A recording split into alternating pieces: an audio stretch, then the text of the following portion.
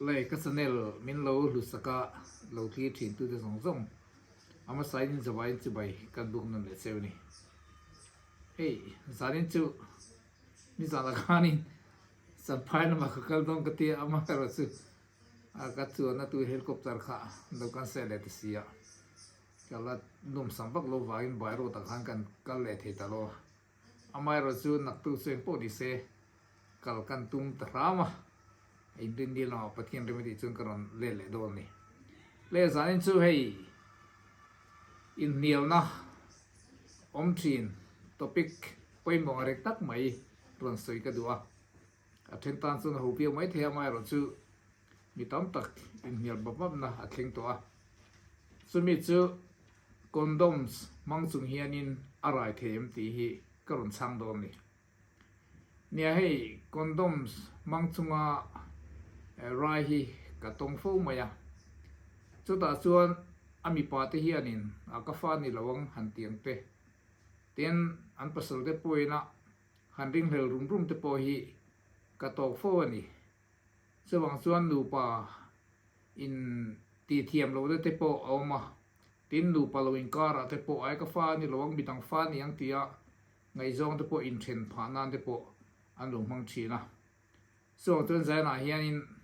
hemi chung chang hi thudik tak hi eron soi thain ka hria a condoms mang chung po hianin arai thei ni ti hi zana hian ka soi duwa condoms hianin rai thei na hi za som ko pariat hi avenga amar chu za pani vel chu aveng lo ani van doi nge van nei tiang chu ta chuanin arai thei ni naw pai thei ni ti hi kan thia da tha mi pa te po khanin ze tang chuain condoms mang po hianin kan van doi mo kan van hi zo ke bo ani chuanin naw hi me sia ten an pai thei ni kan ko pui ten an pai thei ni ti hi lo khri la thain ka hria te nei condoms hrim a he nia aman dan te le awi draw dan te hi kan mang thiam lo fu thin poka chuta chuanin hei man don chuanin nu pa in polma hianin mi pa hi I'm ready le huna chau kan tiang chu a khong viau huna chau vu tu rani kan ti thila chuta chuanin a vu da te po hi film khuranga ya chuta chuan mi pat me chen te po hi kan manga di chuanin a tira tang hianin vu tu rani a mi tam tak hianin hemi chi ta do na chau te hianin an han vu thina ama hian mang lovin tiang hianin a chi ta na chau manga kha dik lo em maya a chan na chu condoms mang ma la i man ma khanin enge ni in po nai lo man kha chuanin i sera tanga chi a chua tak ma tui nang lo chu khanin rai theina chi engma za kha ti chuak thia chuwa chuan chi tlak tak ma nang kan tia po hian engma za rai theina hi aumani ti hi kan riat a tha a tin awi draw don hianin ala chu don hianin chi an tlaka han la don hianin a condoms abula kha kan vuan turania khami vuan chung khanin mi pa khanin a phoi turani chutia ni lawa hetia ama han phoi runga te mo khate ni chuanin ser